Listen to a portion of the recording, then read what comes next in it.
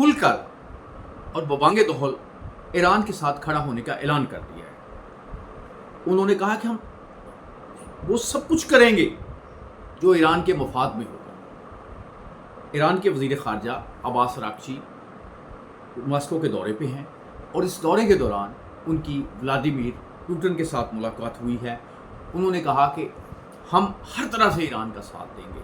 اور جو خطے کے عوام کے مفاد میں ہوگا،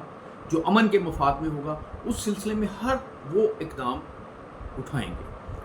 صدر پوٹن کے اس بیان سے ایرانی خوش ہوئے ہیں، ایران کے عوام خوش ہوئے ہیں، اور یہ ایک اعلان ہے کہ اس خطے میں روسی اثر و رسوخ جو ہے اس کو ایک فروغ ملے گا۔ اور خبریں تو پہلے بھی آ چکی ہیں کہ ایران جو امریکہ کے خلاف کارروائیاں کرتا رہا ہے، اس میں وہ انفارمیشن نے بہت بنیادی رول ادا کیا تھا جو امریکی اڈوں کے متعلق، امریکی بیسز کے متعلق، امریکی تنصیبات کے متعلق، امریکی ٹارگٹس کے متعلق ایران کو فراہم کی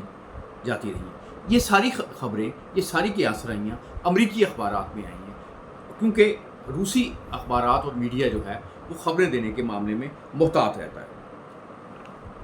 پوٹن نے ایک بات اور بڑی کھل کے کی ہے۔ اس نے کہا کہ ایرانی عوام نے اپنے ملک کے دفاع کے لیے، اپنی ساورینٹی کے لیے بڑی جرأت مندی سے کام لیا ہے۔ انہوں نے ایرانی عوام کے جو ہیرو جیسا کردار ہے اس کی تعریف کی ہے۔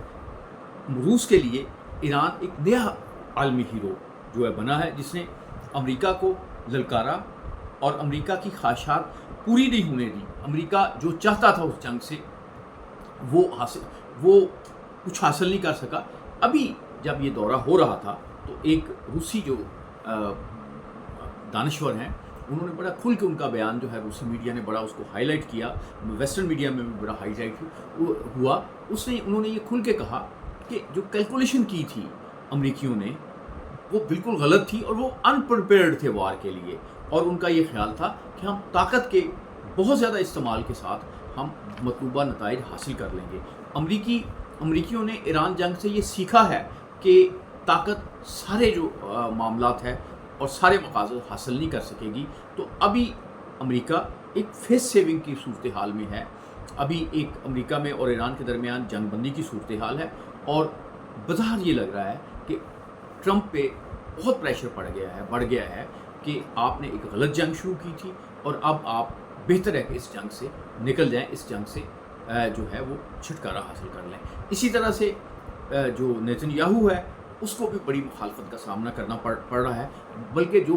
دو ایسے لوگ جو پہلے پرائم منسٹر رہ چکے ہیں اسرائیل کے، وہ انہوں نے بھی اتحاد کر لیا کہ اگلے الیکشن میں وہ اس جو نیتن یاہو کے خلاف کھڑے ہوں گے، کیونکہ نیتن یاہو بہت طویل عرصے تک اسرائیل کے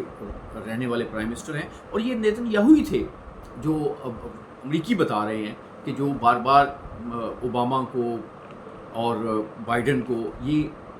پرپوزل دیتے رہے ہیں کہ آپ ایران پہ حملہ کریں، ہماری ساری تیاریاں مکمل ہے، جیسے ہی امریکی بمبار جہاز جو ہیں وہ وہاں پہ بم کر گرائیں گے، ایران کے عوام بغاوت کر دیں گے، اور اس حکومت کا خاتمہ ہو جائے گا، اور ایران میں وہ حکومت قائم ہوگی جو امریکہ کی تابع دار ہوگی، جو ہماری بات سنے گی۔ لیکن بدقسمتی یہ ہے کہ یہ ایسا ہوا نہیں۔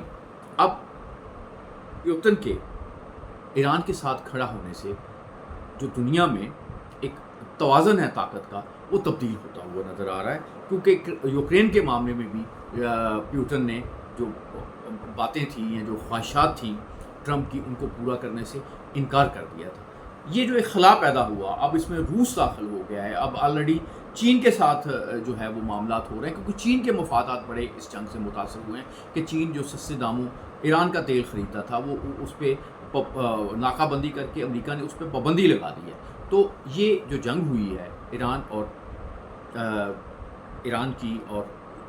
امریکہ کی اور اسرائیل کی، اس سے کچھ چیزیں جو ہیں وہ بڑی واضح ہو گئی ہیں۔ پہلی بات یہ ہے کہ امریکہ کا جو ناقابل تسخیر ہونے کا تصور تھا وہ ختم ہو گیا۔ دوسرا یہ ہے کہ یہ جو عرب سٹیٹس تھیں، انہیں یہ ایک حوصلہ تھا کہ یہاں پہ امریکی بیٹھے ہیں اور امریکی ہمیں پروٹیکٹ کریں گے، ہر طرح کے خطرے سے پروٹیکٹ کریں گے، تو انہیں یہ ایک تجربہ ہوا کہ یہ جو اڈے بنے ہوئے ہیں جو انہیں پروٹیکٹ کرنے کے لیے اڈے بنے ہیں، یہ بذات خود ان کے لیے خطرہ بن گئے ہیں کیونکہ یہاں پہ اٹیک ہو رہا ہے اور یہ اڈے اپنے اٹیک ان کو روکنے کے لیے تیار نہیں ہیں۔ امریکی اخبارات کے مطابق یہ 13 کے 13 اڈے جو مشرق وسطیٰ کے مختلف شہروں میں قائم ہیں، یہ تباہ ہو چکے ہیں، اتنے تباہ ہو چکے ہیں کہ وہاں پہ کوئی نہیں رہ رہا۔ جو سپاہی ہیں وہ دوسری جگہوں پہ شفٹ ہو گئے ہیں، بلکہ ایرانیوں نے تو ایک مرحلے پہ کہا بھی کہ ہمیں بتایا جائے کہ وہ کہاں سے کام کر رہے ہیں تاکہ ہم انہیں ٹارگٹ کریں۔ تو جو امریکہ کا امیج ہے وہ ایران کے لیے بھی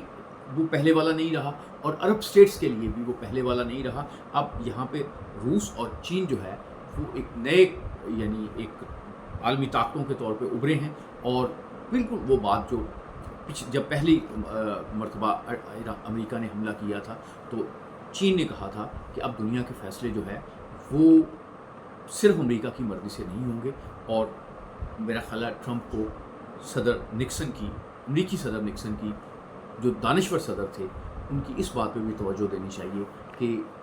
جو 21ویں صدی ہوگی وہ چین کی صدی ہوگی، اور 21ویں صدی کو چین کی صدی بنانے میں سب سے اہم کردار ٹرمپ ادا کر رہے ہیں، اور ان کا ایران پہ حملہ کرنے کا جو غلط فیصلہ ہے اس سے امریکی ساکھ اور امریکی جو اس کا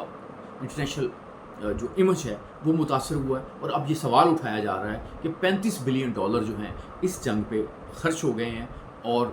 یہ بہت مہنگی جنگ ہے جو امریکہ نے لڑی ہے، اس سے اس کی اکانومی گڑبڑ کر گئی ہے۔ امریکہ کے پاس وہ تمام میزائل اور وہ خطرناک میزائل، ان کے ذخائر بہت کم ہو گئے ہیں، جو اگر فرض کریں کوئی ایمرجنسی ہوتی ہے، امریکہ پہ چین کی طرف سے کوئی پرابلم آتا ہے یا امریکہ پہ کوئی روس کی طرف سے پرابلم آتا ہے، تو وہ میزائل جو اتنی دور مار کر سکتے ہیں اور افیکٹو ہو سکتے ہیں، خطرناک ہو سکتے ہیں، امریکہ کا دفاع کر سکتے ہیں، ان کے ذخائر میں بہت زیادہ کمی ہو گئی ہے۔ امریکیوں کو کچھ سوچنا چاہیے، بلکہ بہت زیادہ سوچنا چاہیے، کیونکہ دنیا کا امن ہی نہیں، دنیا کی معیشت جو ہے وہ بھی ٹرمپ کے اس فیصلے سے بہت تباہ ہوئی ہے۔ اب مزید تباہی کی گنجائش نہیں۔